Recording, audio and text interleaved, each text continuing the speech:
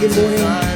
It's Mark Bowen, and the embassy is now open once again. And today, let's see, we're talking, it is the 9th of February, and is it 9th of February? Yes, it is. And not a whole lot exciting I wanted to talk about, but I saw something about a month ago talking about recently an announcement, I guess, a long-distance triathlon, New Zealand, I believe it was, and I think it was one of those World Triathlon Corporation events, that they were going to be using Race Ranger, which, for those of you that may not be familiar with it, is a draft zone notification technology.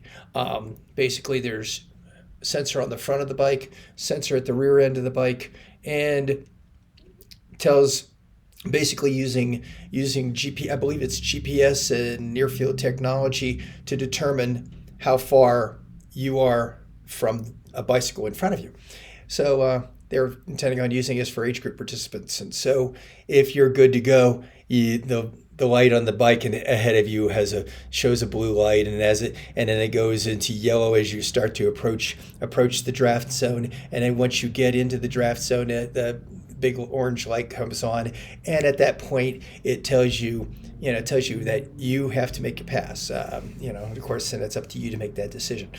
It's particularly interesting. I think that technology like Race Ranger actually gives athletes a real sense of how long the draft zone really is out there on the course. For those long distance triathlons, regardless of whether it's a World Triathlon Corporation or if it's done by any of the World Triathlon National Federations, the draft zone is for age groupers. And long and ultra distance is about 12 meters from front wheel of lead bike to front wheel of trailing bike. And that is approximately, 10 meters is 39.3. So you add another it's about 45, I'm not 39 meters, 39 feet, but it's about 45 feet from front wheel to front wheel for age group athletes. And most age groupers don't have an idea just how far the draft zone is. Used to, when I was living in Florida, I used to have a 7-meter chain, so 23 feet 7 inches, and that was the previous USA Triathlon age group draft zone for short and intermediate distance events.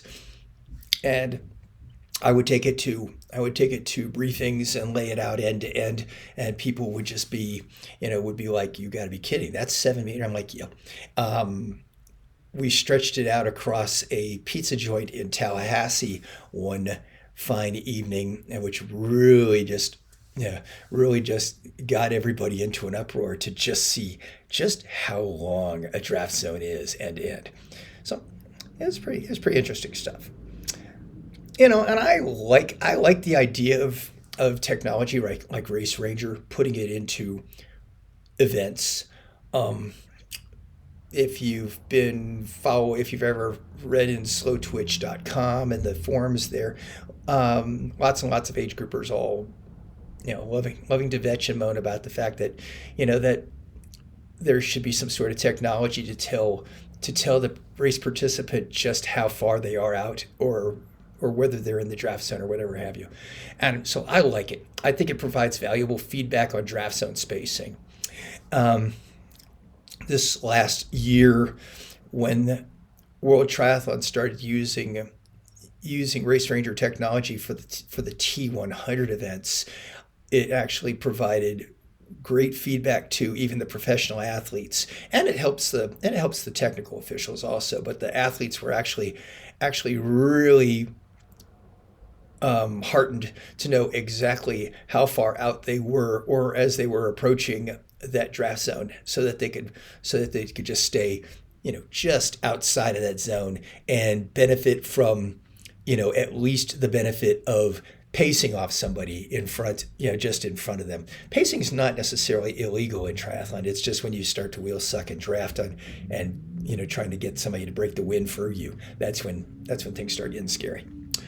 So, but Race Ranger provides great feedback on draft zone spacing, but it doesn't address other key positioning concerns. One is when you have a blocking situation.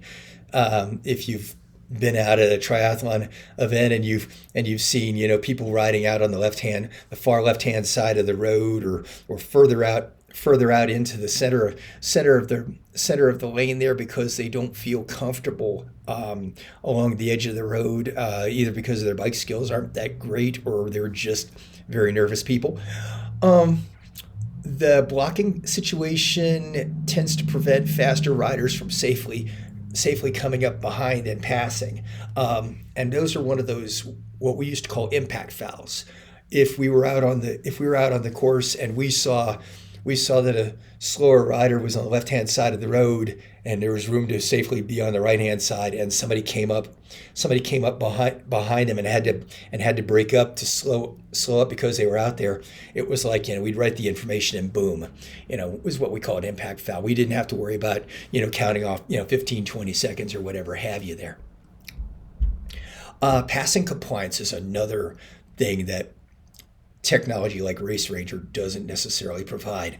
So once you enter that draft zone, once that light goes orange on the receiver in front of on the bike in front of you, okay, you have to make a pass. I mean, that's all there is to it. The only legal way once you enter the draft zone is to go completely through the draft zone and out.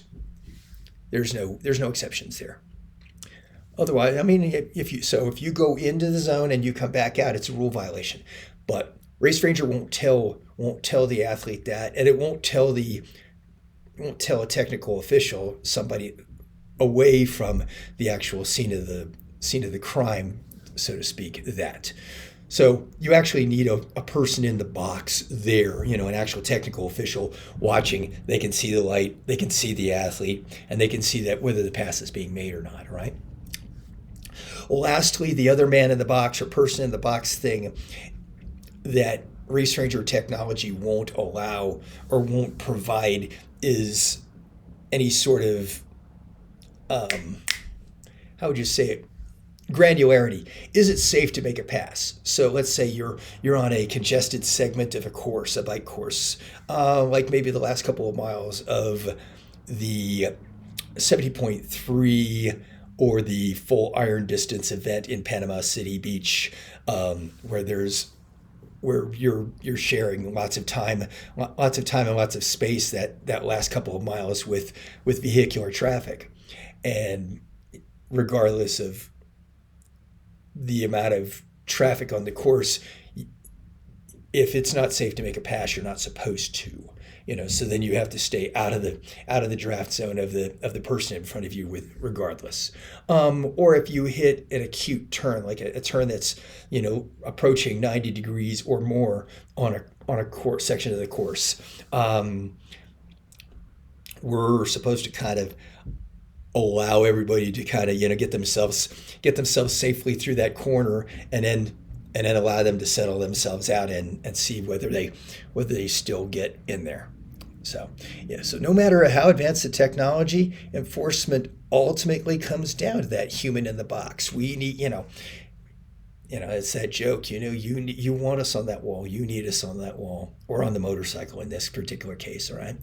The technical official who assesses the situation and makes the call, right? We got to interpret the circumstances, but we also need to have confidence to enforce the rules. You can have a technical official out there who's inexperienced and feels very hesitant on making that call with confidence, that judgment call. Case in point, so last year, the para triathlon event in Yokohama, I'm working as the chief of the penalty box, and I'm out there on the bicycle course.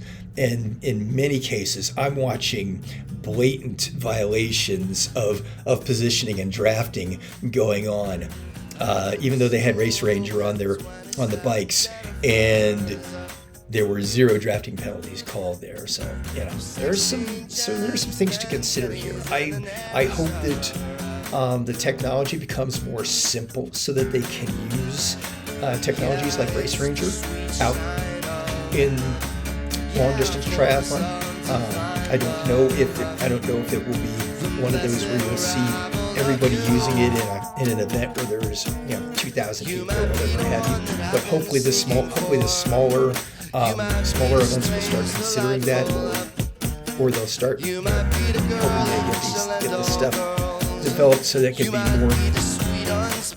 more common, so that we can get some. I know this is so crazy. I just got confused how I close this up.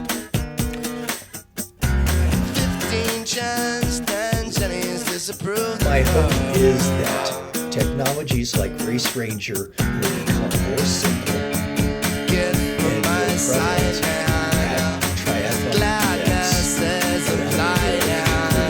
distance races and national federations and timing companies will invest in the technology to assist in ensuring fairness goes on all the way. You might be the one I've been seeking for. You might be the strange, delightful. Hopefully we'll have a nice weekend. You might be the girlie who shall end all girls. You might be the sweet, unspiteful. Please. You might be the one that I've been seeking for. You might be the strange, delightful. You might be the girlie who shall end all girls. You might be the sweet, unspiteful. URL.com/rules That's all. 27 Jennifer. Check this out. 27 Jennifer.